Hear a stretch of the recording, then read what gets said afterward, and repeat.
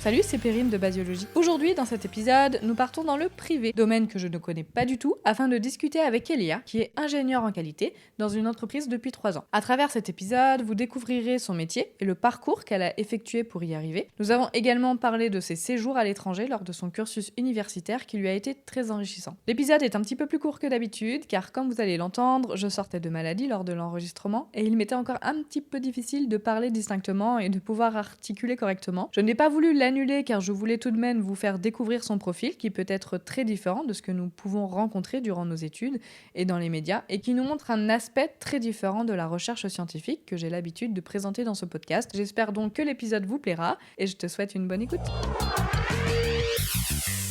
Salut Elia. Salut Perrine.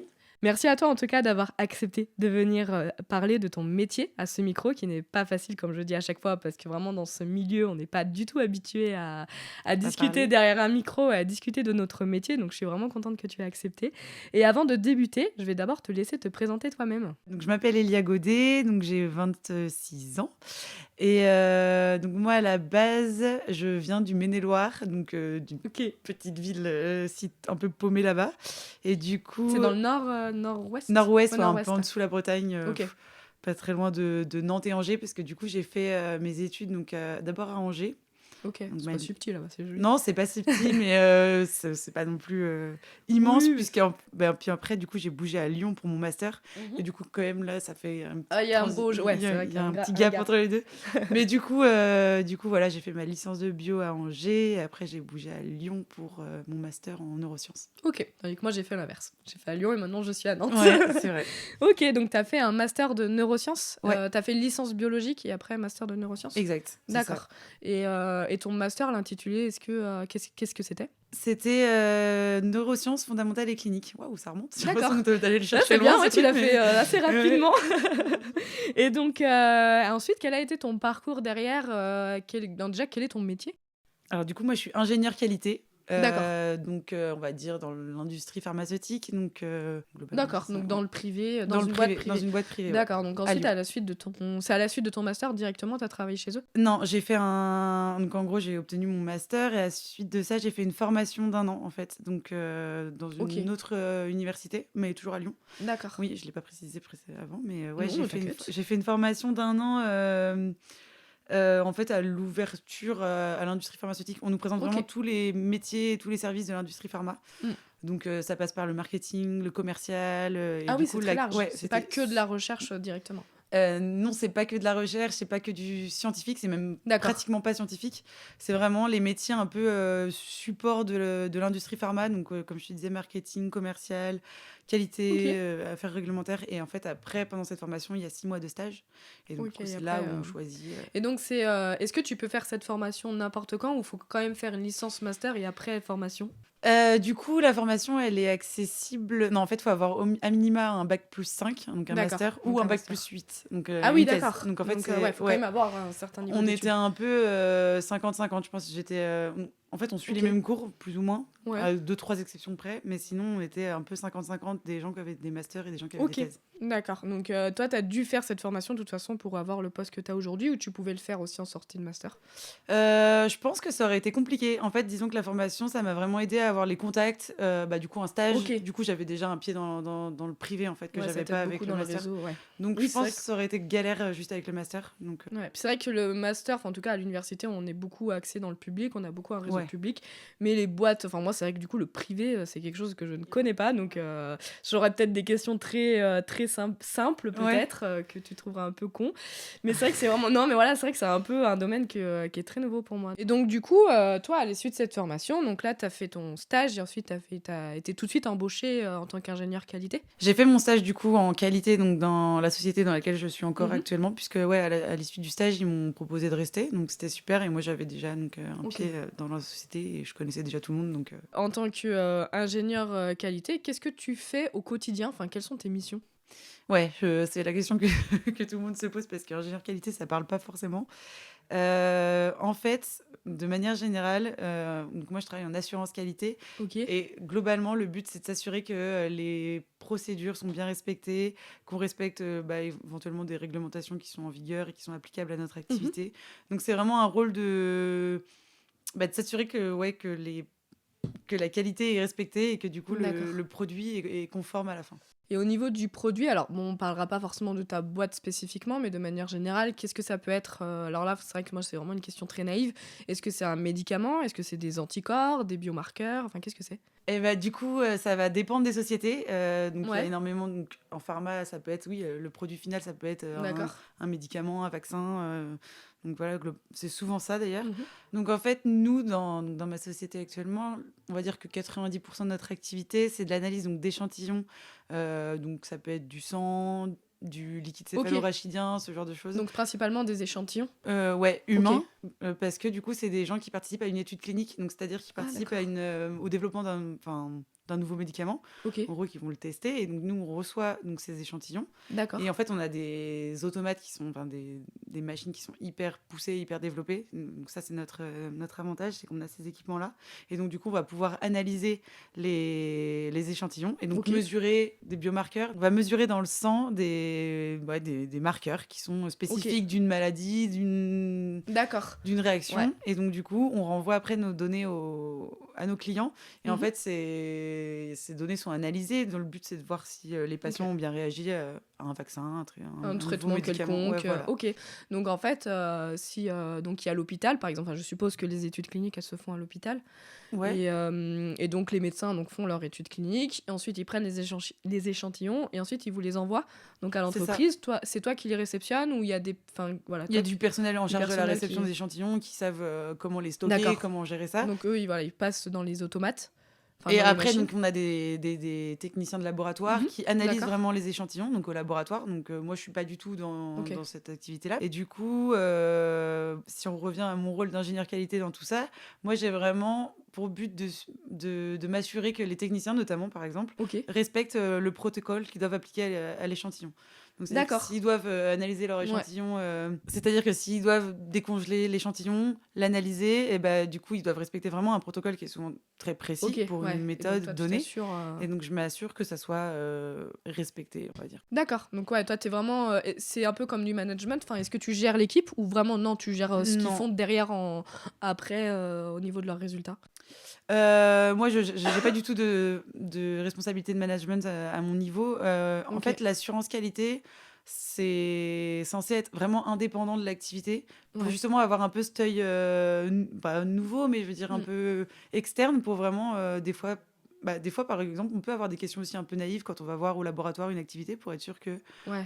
si la personne elle fait ça, ce soit pour un but précis, enfin que voilà, D'accord. ça va être qu'on parlait quoi. Ok. Bah, du coup, est-ce que le fait d'avoir un master, ça t'a permis justement d'apporter ces compétences scientifiques? Puisque là, tu disais qu'il fallait au moins un master et un doctorat, mais du coup, je suppose qu'il faut plus n'importe quel type de master. Enfin, est-ce que le fait d'avoir fait un master, en tout cas en neurosciences, ça t'a apporté des compétences? Quand j'ai débarqué dans l'entreprise, j'avais des bases scientifiques et clairement Ok. c'était nécessaire. Enfin, en tout cas, moi, ça m'a énormément aidé. Je comprenais de quoi on parlait. Ouais. Je n'étais pas paumée donc, dans le domaine. Donc, je pense que c'était bien d'avoir cette double compétence Ok. et donc le master la formation qui est venue Ouais, donc compléter tout ça. t'as trouvé ça super intéressant de voilà d'avoir les connaissances biologiques et neuroscientifiques. Enfin, est-ce que du coup, à l'heure actuelle, tes connaissances en neurosciences t'aident En ou c'est fait, plus biologique voilà, c'est généralement? ce que j'allais dire. La neuro, moi, j'ai suivi ce parcours parce que ça Ouais. m'intéressait. C'était vraiment hyper stimulant comme mes cours. C'était vraiment passionnant. Donc, c'est pour ça que j'ai suivi la neuro. Maintenant, aujourd'hui, concrètement, Tu touches plus du tout. je parle plus de neurones dans ma vie de tous les jours. Donc, c'est pas du tout applicable. Mais voilà, c'est plus la science de manière Ouais. générale, enfin, la biologie. Voilà, j'ai les bases, D'accord. quoi. Donc, Et qu'est-ce qui t'a justement après le master de neuro, qu'est-ce qui enfin, à quel moment t'as eu l'idée de te dire tiens je vais faire cette formation là? En fait, à l'issue de mon master, du coup, on fait un stage de fin Mm. d'études. donc un stage de 6 mois donc, que j'ai fait dans un laboratoire de recherche. Mmh. Et là, je pense que j'ai eu un peu un déclic contrairement à beaucoup de gens de mon entourage qui ont fait des thèses et qui ont continué dans la recherche fondamentale, moi, j'arrivais pas à me projeter là-dedans du tout. Ça me paraissait beaucoup trop loin de la réaliser, en fait. Je pense que j'avais pas... Tu te retrouvais pas, quoi, ça te correspondait je pense que j'avais peut-être pas ce caractère un peu, je sais pas, fondamental, là. J'avais besoin ta place, j'avais besoin de concret. Et donc, du coup, c'est vraiment pendant cette période de stage que j'ai commencé à me dire que, l'industrie pharmaceutique, ça pourrait être un milieu qui me parle plus, en tout cas, qui a plus de sens. Puis on nous en parle pas beaucoup, dans notre parcours, pas du tout. Et c'est vrai que ça peut intéresser d'autres personnes qui s'y retrouvent pas dans le fondamental ou dans la recherche publique, quoi. Et... C'est ça, ça me paraissait trop loin, trop... Ouais, vraiment, ce manque de concret derrière. Et donc, du coup, le privé répondait à cette question. Et du coup, je me suis orientée là-dessus. Donc, j'ai commencé à me renseigner sur des formations qui ouvraient à ce domaine. Et donc, c'est là que j'ai découvert cette formation. Ouais, mais super, non, mais c'est super intéressant. Ce qui est déjà génial avec mon métier, je trouve, c'est que c'est hyper diversifié. D'accord. J'ai l'impression d'avoir des tâches différentes tous les jours. Donc, donc tu fais pas que vérifier. Non, et vraiment, et puis en plus de ça, c'est en collaboration avec vraiment tous les métiers de la société. Enfin, pratiquement. Donc, du coup, j'ai vraiment des collaborateurs hyper différents tous les jours. Donc, franchement, la routine, c'est bien, je connais pas. Donc, t'es pas dans ton coin tout le temps à vérifier des protocoles, entre guillemets, ou je sais pas. Non, il y a de l'interaction avec toutes les fonctions. Donc, ça, c'est vraiment un des plus de ce métier. Et en fait, les missions, comme je disais, sont très diversifiées. Ça passe donc par ce qu'on appelle de l'audit interne. Je sais pas si ça parle. Moi, non. Donc, je pense...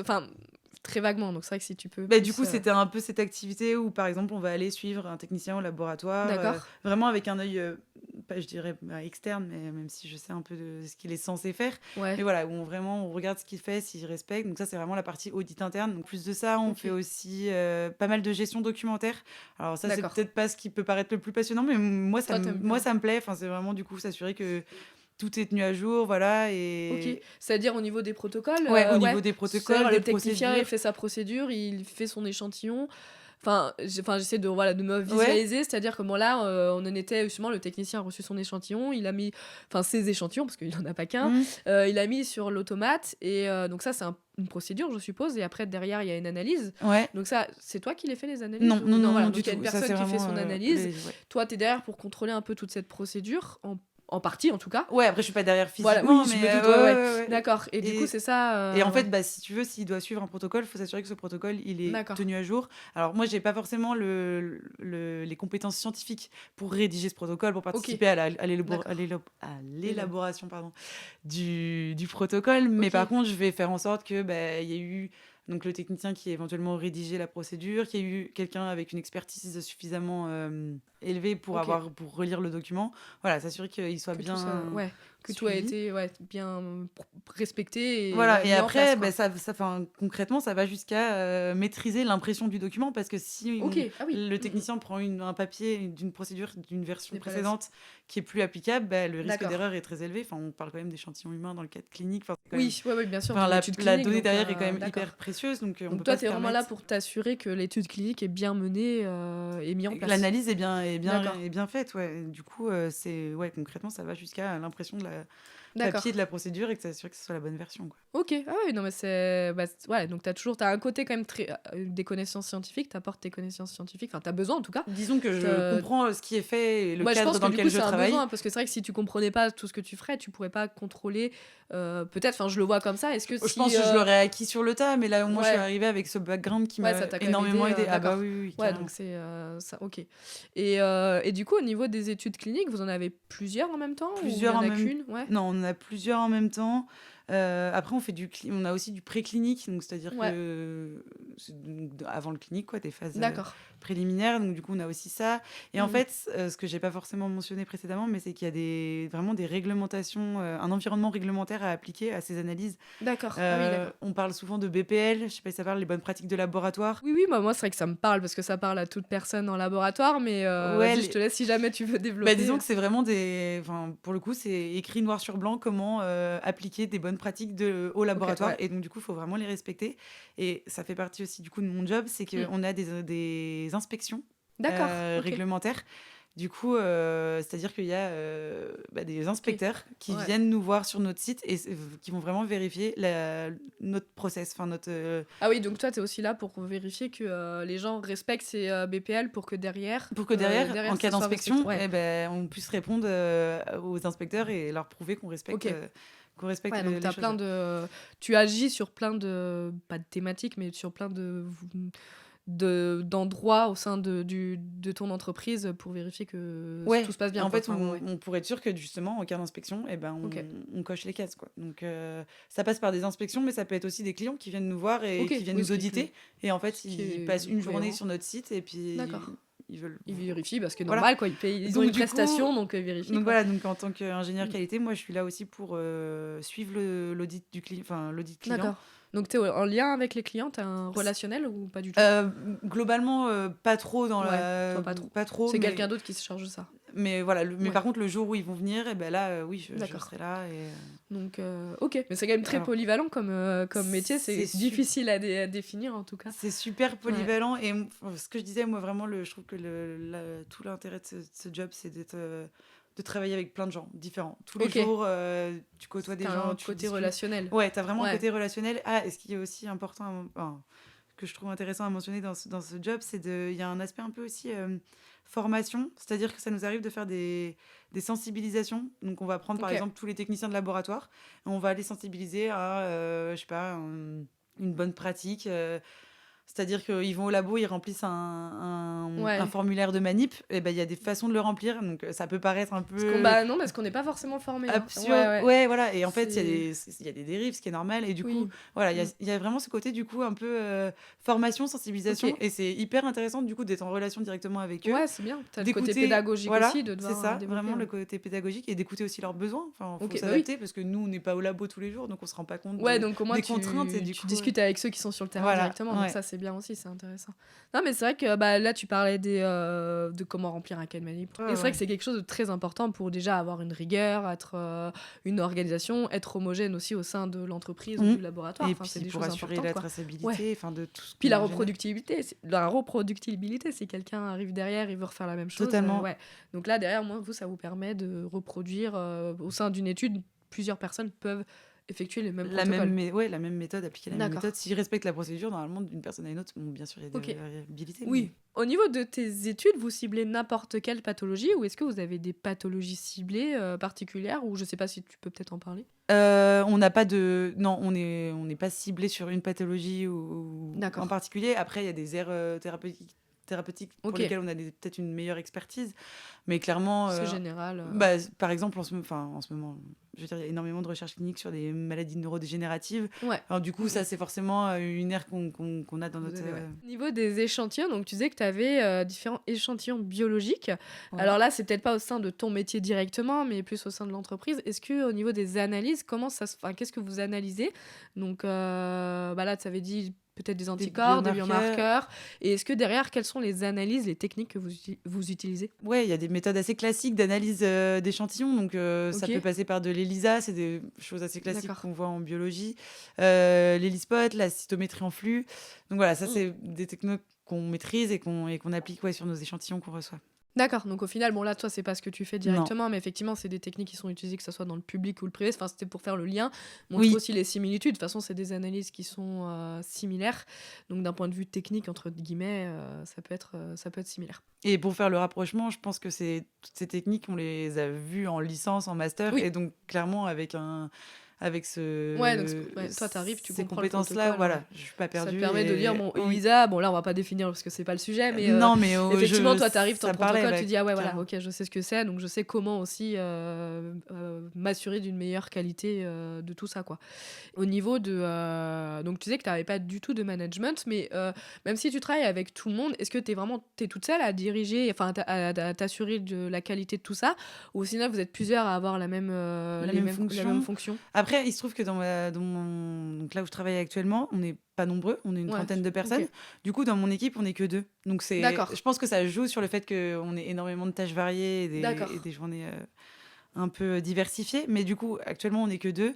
Donc, ce qui est cool aussi, moi, c'était aussi un choix personnel de rentrer dans une entreprise plutôt de taille petite parce que je savais que mes tâches seraient plus diversifiées. D'accord, donc c'est ce que tu choisissais. C'est ce que j'ai choisi comme stage. Enfin, c'est pour ça que j'ai choisi ce stage dans cette société. D'accord, et c'est ce qui te plaît un peu pour la dans le taille de métier la société. Et en fait, je trouve qu'on garde ce côté humain. Enfin, moi, je connais vraiment tous mes collègues. En même temps, on est 30, donc c'est facile. Mais voilà, j'aime bien garder oui, voilà, je veux dire, t'as les techniciens, tu discutes avec eux, mais tu les connais. Ah oui, voilà, tu les connais directement. Oui, je les connais directement. Ce qui est bien aussi, c'est que moi, s'ils ont un souci ou ils veulent changer quelque chose, ils peuvent venir te voir directement. Enfin, totalement. Ils te connaissent, tu as cette relation-là. Et c'est aussi, je trouve, le rôle de l'assurance qualité dans ma société, enfin, et dans beaucoup de sociétés d'ailleurs, c'est qu'on est toujours à l'écoute des besoins. Donc, en fait, à n'importe quel moment, il y a des techniciens, des chefs de projet qui viennent nous voir pour nous dire moi, j'ai besoin de ça, vous avez mis en place ça, mais en fait, ça peut pas marcher parce qu'on fait comme ça. Enfin, vraiment, on est à l'écoute de toutes les demandes et on est toujours, la porte est toujours ouverte. Et, et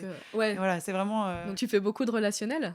Beaucoup de relationnel. En fait, je pense que c'est vraiment une des qualités qui est nécessaire en qualité, c'est d'être vraiment à l'écoute des besoins de chacun.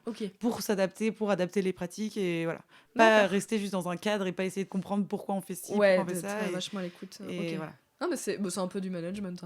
Un peu quand même. C'est pas directement du management. J'ai pas l'impression de faire de management, c'est plus en support. D'accord, peut-être que naturellement tu le fais sans. Parce qu'en fait, c'est pas totalement que du management et je m'y connais pas grand chose, mais j'ai l'impression que quand on parle de management, il y a aussi ce côté relationnel où on doit gérer ça. Par contre, ce côté-là du management. Ouais, c'est juste que c'est pas. Oui, c'est pas totalement du. J'ai pas de notion de hiérarchique avec ces personnes, mais du coup, non, c'est plus en parallèle, quoi. D'accord, non, mais c'est hyper intéressant et ça montre aussi que après une licence et un master en tri biologique, tu vois, ça montre que, enfin, je pense ça parce que moi quand je discutais avec des étudiants en licence qui étaient en fait sont totalement perdus et qui sont là, moi le fondamental, je veux pas faire de la recherche ou je veux pas être à la paillasse. Et en fait j'ai beau leur dire non, en fait il y a pas que ça, ou vous pouvez faire d'autres choses après votre master où c'est bien plus varié que ça. Et ça montre aussi que voilà, on n'est pas forcément obligé de rester derrière les expérimentations scientifiques ou et en fait aller dans le privé ou autre, mais il y a aussi ces postes-là qui sont là pour qui ont cette liaison entre les scientifiques directement et le commercial, les clients, voilà, donc c'est hyper intéressant. Ouais, je pense que moi, c'est ce qui m'a manqué pendant mon master, c'est qu'on m'informe sur ce genre de possibilités après un master. Donc, je continuais parce que ça me plaisait et que intellectuellement, ça me stimulait, etc. Mais je pense que j'ai vraiment dû, à un moment donné, me poser sur la question. Tu te posais la question de quoi faire plus tard. Et puis me réfléchir concrètement parce qu'on ne m'avait jamais évoqué ce genre de débouché, ce genre de métier. Je ne connaissais pas. Donc, voilà, je trouve ça un peu dommage qu'on ne nous l'ait pas un peu présenté plus tôt. Alors, tu vois, moi, non, mais c'est vrai parce que moi, on nous dit tout le temps, vous pouvez aussi partir dans le privé. Et en fait, je suis là, mais qu'est-ce que c'est le privé ? Est-ce que c'est totalement différent ? Et même encore les gens, maintenant, ils me demandent et j'arrive pas à répondre dans un mode, ok, mais là, j'ai fait ma thèse dans le public. Est-ce que c'est différent une thèse dans le privé ? Qu'est-ce qui change ? Pourquoi public ? Pourquoi privé ? Je pense que c'est très, très varié de façon comme question, parce que ça dépend de façon de ta boîte privée. Mais aussi, quel est le poste quand on disait, boîte pharmaceutique ou boîte privée, mais qu'est-ce qu'on fait en fait ? Et qu'est-ce que c'est concrètement ? Et c'est hyper... mais clairement, moi, je savais pas du tout déjà que ce genre de métier existait. Je savais pas du tout que on pouvait faire ça après notre master. Voilà. Donc, c'est intéressant de montrer aux étudiants qu'ils peuvent partir aussi dans cette voie-là, de se dire, après leur master, s'ils sont totalement perdus, c'est intéressant de dire, non, en fait... Oui. Et c'est surtout une alternative, je trouve, à la recherche fondamentale qui, des fois, ne parle pas à tout le monde et qui... Oui, voilà, c'est pas normal. De toute façon, il faut tout pour faire un monde. Exact, normal. Mais du coup, moi, c'était vraiment mon déclic et voilà. Ok. Et du coup, donc, tu as mentionné un stage en laboratoire public et un stage en laboratoire privé. Alors, qu'est-ce qui, du coup, t'a donné envie de partir dans le privé ? C'est-à-dire qu'à quel moment est-ce que ton laboratoire dans le public, enfin, ton stage dans le labo public, ça s'est pas bien passé ? Enfin, comment ça s'est passé ? Le déclic ? Non, en fait, du coup, en M2, j'ai fait mon stage, donc... dans un laboratoire public et j'étais partie au Canada, à Québec. Super opportunité que j'ai eue donc, à ce moment-là de pouvoir faire mon stage à Québec. Donc du coup, j'ai sauté sur l'occasion. J'ai eu l'opportunité en plus de partir 2 fois. Je suis aussi partie en licence pendant 6 mois donc aux États-Unis, mais là du coup pour étudier. Et donc, du coup, en stage au Canada, donc en master. Et je trouve que c'est vraiment pendant ces années universitaires qu'on nous offre ces opportunités. Et donc, je pense que n'importe qui a l'occasion de partir doit le De faire. vrai, tu Enfin, en tout encourages. cas, à mon avis, j'encourage. Ok, c'était pas J'encourage dur énormément. d'arriver dans un pays, enfin surtout là pour tes Si 6 mois en licence en plus, 6 on est mois en encore jeune. licence avec un niveau d'anglais très médiocre, on va Bon, dire. ça t'a aidé à Mais progresser. c'était le but, c'était Ouais. de partir pour progresser en anglais. Donc, je me suis pas posé la question très longtemps. Donc, il y a quelques Ok. démarches. C'est pas si simple de partir, il faut un visa, etc. Donc, Ouais. voilà, il y a quelques démarches à faire, mais financièrement, on est aidé. On a donc un cadre qui est quand même hyper. Enfin, on est accompagné, donc on n'est pas perdu. Donc, C'était avec un programme ou t'es parti vraiment toi dans une autre université je sans suis partie programme? dans une autre université qui était en partenariat avec celle dans laquelle Ok. j'étais, donc avec l'université d'Angers. Et donc, du coup, voilà, après, c'était pas simple. Je suis arrivée là-bas, je connaissais personne, je suis vraiment Ouais. partie solo, comme je disais, avec un niveau d'anglais pas ouf. Donc, voilà, Ouais, faut s'y faire, mais mais tu t'es lancé. ouais, et ça forge et ça crée vraiment. Bah, ça t'a peut-être créé des compétences aussi relationnelles parce que est-ce que tu trouves que le fait d'être parti à l'étranger, d'être vraiment dans un milieu un peu inconnu, ça t'a aidé aussi dans ton milieu actuel? C'est-à-dire que là, tu parlais d'être très polyvalente, d'être dans le relationnel avec les gens aussi. Est-ce que le fait du coup de partir à l'étranger et de parler avec des gens que tu connais pas, ça t'aide? C'est sûr que ça m'a énormément apporté. J'ai dû donc aller vers les gens à un moment où j'étais pas forcément à l'aise dans ce genre de démarche. Ouais. Et donc, du coup, voilà, ça m'a ouvert là-dessus. Et puis, bah, en parallèle, l'anglais, bien sûr, parce que mine de rien, il y a dans mon quotidien actuellement, dans mon travail, on peut être amené à avoir typiquement des clients anglais qui viennent nous auditer. Donc, du coup, Ah oui. faut une certaine maîtrise. Donc, je pense que c'est un peu challengeant de partir en licence quand on a un niveau Ok. qui est pas génial. Mais ce qu'on acquiert derrière, c'est essentiel. Et donc, Tes compétences, ouais. ouais, Sur le coup, c'était dur, c'était mais dur, mais derrière, aucun au contraire, regret. ouais. Et ouais, donc que ce soit pour la D'accord. langue et pour le relationnel, ça. Et au niveau de ton travail dans un pays étranger, est-ce que c'est très, je suppose, enfin je l'ai jamais vécu, mais en tout cas je suppose que c'est très différent de faire des études à l'étranger et de faire un stage à l'étranger, ou pas du tout, peut-être que c'est... Du coup, suite à ma deuxième expérience à l'étranger, dans mon stage donc de Ouais. master, c'était différent. Donc c'est sûr que ça n'avait rien à voir. Bon, déjà, j'étais à Québec, Oui, ah oui, c'est en ça français. parlait français. C'est vrai. C'était pas le plan de base. Je voulais toujours parler anglais. Après, dans le cadre professionnel, j'étais quand même pas mal amenée à D'accord. discuter en anglais. Mais oui, c'est différent. Et en fait, déjà, les conditions de travail sont pas forcément représentatives parce que c'est pas forcément les mêmes que ce qu'on a en France. Mais Ok. voilà, encore une fois, ça permet de découvrir autre chose, Bah, une autre culture, ouais, une un autre autre culture, monde. et puis Mm. même ouais, un milieu un environnement de travail Ouais. qui peut être différent, mais qui peut être tout aussi intéressant. Et donc Ok. une deuxième expérience différente, mais tout aussi enrichissante. D'accord. Et voilà. Donc vraiment, c'est une opportunité Qui a que à je faire, regrette quoi. pas et qui a à faire. Et que t'encourages Et voilà, des si vous gens, avez ouais. l'occasion. Enfin, pas forcément les étudiants en bio, mais n'importe Ah non, qui non, à non, partir dans à n'importe l'étranger, quel carrément. domaine. Ok, ouais, de toute façon, ça apporte toujours un plus dans le boulot. Peu importe le boulot aussi qu'on fait, hein, on Et développe des compétences, quoi. Oui, et puis Ouais. c'est un vrai plus aussi après pour postuler dans les sociétés pour trouver du travail. Ouais. Faut pas le négliger, c'est Dans le un vrai CV, plus. Dans le tu CV, penses que ça t'a beaucoup apporté, ouais. Ah oui, Ouais. enfin, je pense que ça, ouais, Au ça joue. niveau de ton boulot ou même au niveau de la formation que t'as fait? Ou la formation, Ah, est-ce que sur le fond, ouais, est-ce qu'il y avait besoin de ton CV au niveau de ta formation ou pas forcément? non, je pense que c'est vraiment plus Au niveau de pour ton boulot. l'aspect, déjà, ça montre qu'on est ouvert, Ouais. qu'on entreprend des challenges, parce que c'était pas forcément facile. Ok. Et du coup, le fait, donc là, on a parlé de beaucoup de points forts de ton métier, donc notamment le relationnel, la pluridisciplinarité. Est-ce qu'il y a quand même des difficultés de ton métier, enfin, en tant qu'ingénieur qualité? Des difficultés dans la vie de tous les jours, ça va, mais globalement, je pense que c'est un métier aussi qui s'apprend énormément sur le tas. Enfin, Ok. Oui, bah de toute façon, ça voilà, s'invente avec pas non plus. l'expérience, c'est-à-dire que déjà, il faut avoir des connaissances de toute la réglementation en vigueur, et donc ça, c'est des textes qu'on n'apprend pas par cœur ou qu'on nous présente pas d'ailleurs pendant nos études. Mais du coup, ouais, sur le tas, on apprend énormément, et c'est ça qui. Enfin, moi, après, je suis encore débutante, on va dire, dans le domaine. Ça fait que 3 ans que je travaille, donc voilà, et je sens que j'ai encore énormément de choses à apprendre. Ok. Et j'ai déjà appris énormément en 3 ans, et donc je pense que c'est aussi un aspect stimulant du travail, c'est qu'on apprend énormément quotidiennement. Ok, Donc, mais c'est hyper enrichissant. Moi, j'adore les boulots comme ça, enfin, C'est dans ça. la recherche, même de manière en général, et dans beaucoup de domaines, ouais, où quand tu apprends aussi, ça te stimule quotidiennement, donc c'est hyper intéressant. Oui, et vu qu'on est en collaboration avec tous donc les chefs de projet, même si on n'est pas impliqués dans les études comme eux, eh ben, on nous raconte, on a des retours du labo et tout, et donc du coup, on est informé, et donc voilà, c'est quand même hyper stimulant, et même scientifiquement, j'ai encore des choses à apprendre, quoi. Donc, ok. Et donc, pour poursuivre, j'ai un petit jeu à te proposer avec des questions en oui/non, comme la plupart des intervenants ont dû y passer. Ok. Donc, j'ai des petits buzzers, donc toi, tu les vois devant toi, avec un buzzer oui et un buzzer non. Et donc, je vais te poser les questions où tu devras, du coup, répondre. Ça sera des réponses en oui/non, mais tu auras tout à fait le droit de développer si tu as envie de développer, si tu n'as pas envie. Alors, il n'y a pas beaucoup de questions, ne t'inquiète pas. Du coup, première question, est-ce que, donc tout à l'heure, on parlait des échantillons qui sont analysés, est-ce qu'un seul échantillon en tout cas, peut être utilisé pour plusieurs études? Je dirais non.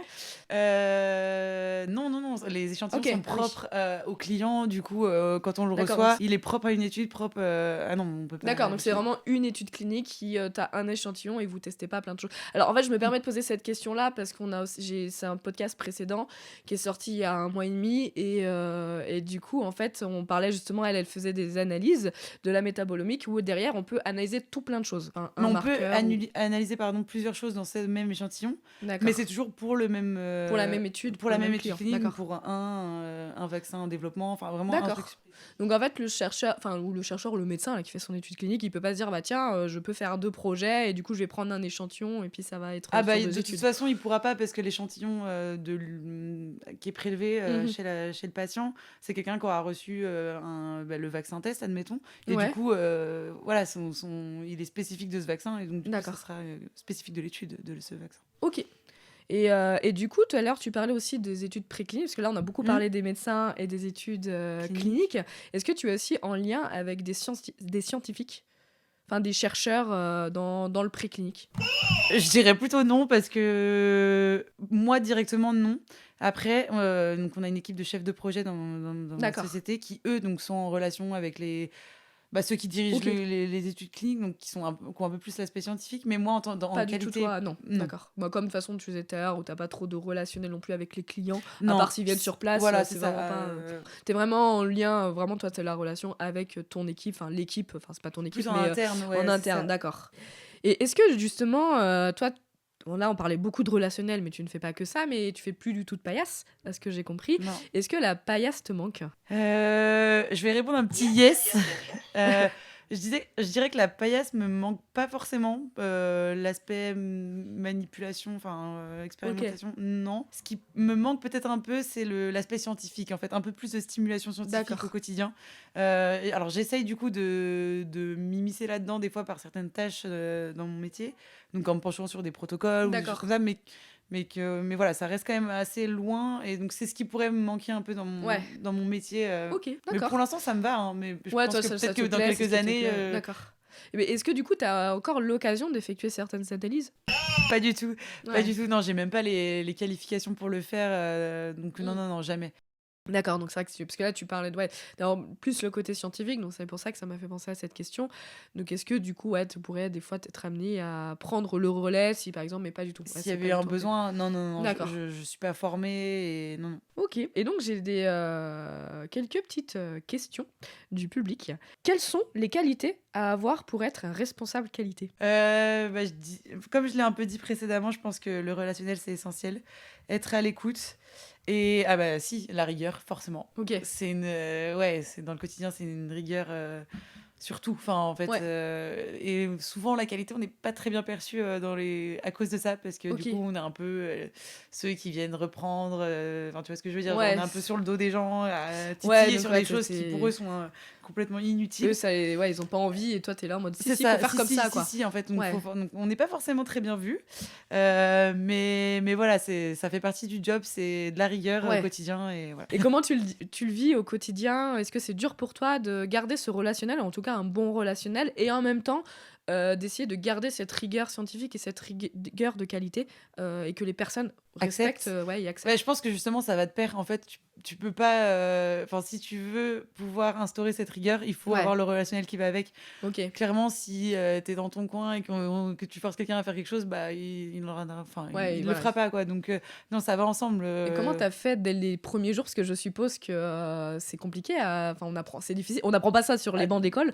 Est-ce que ça a été dur les premiers jours, même les premiers mois, à instaurer ton relationnel et en même temps instaurer cette qualité et ce respect? Ça prend peut-être un peu de temps. Après, je suis arrivée en tant que stagiaire, donc ce qui est bien, c'est que j'ai eu oui. cette transition qui m'a permis Ok. de découvrir les gens petit à petit. Et après, je pense que ça se fait naturellement. Enfin, et puis, comme je disais, c'est Ouais. une petite boîte, on n'est pas beaucoup, enfin, on n'est pas nombreux. Du coup, Mm. c'était Ouais, mais ça facile peut de quand même parler. être compliqué, même une petite équipe, si En fait, ça arrive et qu'on d'un coup tu te dis bah voilà, faut faire ci, faut faire ça peut être aussi mal oui, perçu, c'est mais compliqué c'est pour ça de. qu'il faut vraiment allier Ouais, l'écoute à ça, parce que tu peux pas juste imposer d'accord. des choses. Donc voilà, je pense que c'est une balance à avoir et un Ok. juste milieu. Puis de toute façon, tu Ça t'en se rends vite fait. compte Oui. si ça marche ou si ça marche pas, si les gens t'écoutent ou T'as eu t'écoutent des pas. formations Donc justement pour de relations, enfin de savoir comment parler à une équipe, savoir comment gérer ou instaurer des je pense que faits. je l'ai appris sur Ok. le tas Ah aussi. ouais. Bah déjà j'avais une tutrice de stage qui était top et qui du coup Ok. avec qui je travaille encore quotidiennement, qui m'a énormément T'as vachement aidé, ouais. ouais, qui m'a donné des petits conseils, des astuces, enfin des choses dans la vie de tous les jours qui m'ont aidé. Et voilà, après c'est sur le tas Ouais. et ça se fait bien. Après c'est sûr Ok. qu'il faut aimer ça, il faut aimer Ah bah je pense que de toute être façon en oui. contact avec les gens. C'est pas un métier si t'aimes pas être avec les gens, hein, Donc c'est voilà, sûr. donc il y a des gens peut-être Ouais. qui se retrouveront là-dedans et d'autres pas, mais voilà. Ok, ouais. Non, mais c'est hyper intéressant parce que c'est jamais facile hein, d'arriver et voilà, D'imposer, d'imposer et quelque clairement. chose et de faire un bon relationnel. Oui, C'est jamais c'est facile. ça. Même que ça soit une petite équipe, Oui, oui. chaque personne est différente et chaque Bah, personne. surtout quand t'es jeune, t'arrives, t'es Ouais, en stagiaire, plus. t'as 25 ans, bon, bah voilà, faut Ouais, oui, en s'imposer plus, un t'es peu. arrivé, t'as commencé ton boulot, donc t'avais quoi, 25, Ouais, c'est 26. ça, 25, et Ouais, puis donc t'es encore la petite jeunette, voilà, bon, bah. t'as pas envie d'imposer Ouais, ta je vois. loi, mais non, non, ça se fait bien. Et donc, du coup, pour finir, est-ce que tu aurais un scientifique à recommander ou une thématique que tu souhaiterais que j'aborde? Du coup, vu que je me suis un peu éloignée du cadre de la recherche Ouais, fondamentale et tout ce qui va avec, ce qui pourrait, moi, m'intéresser, c'est de savoir un peu, du coup, le concept de la thèse, je l'ai, j'ai des amis qui ouais. en ont fait, voilà, je conçois, mais c'est plus le post-thèse. Donc, Le post-doctorat? voilà, exactement. Comment la continuité après une thèse, en fait, Ok. vu que j'ai pas forcément de notion dans cet Ouais, c'est vrai domaine, que. ça pourrait Ok. être ouais, un sujet qui pourrait Hyper. être. Ouais, bah, j'y avais un peu pensé. Bah, moi-même, je cherche un post-doctorat à l'heure actuelle. Donc, effectivement, ça pourrait être une thématique et qui est pas très, pareil, qui est très peu comprise et très Ouais, intéressante. très Ok, peu bah, je comprise, note. et en tout cas pour ma part. Bon, bah, j'espère, voilà. Si des gens qui sont en postdoc souhaiteraient intervenir à ce podcast, bah, vous pouvez me contacter avec Carrément. plaisir. Donc, pour finir, où est-ce qu'on pourrait te retrouver si jamais tu voudrais que quelqu'un te contacte? Bon, bah, là, toi, t'as un CDI et t'as déjà un boulot, mais voilà, si jamais des gens auraient des questions ou même des étudiants, où est-ce que je pourrais les rediriger? Ouais, et surtout, faut pas hésiter, enfin, sur tout ça, bah, sur LinkedIn, Ok. globalement, Donc, je avec mettrai plaisir. Ouais, bah, je mettrai le lien du LinkedIn en description. Ok.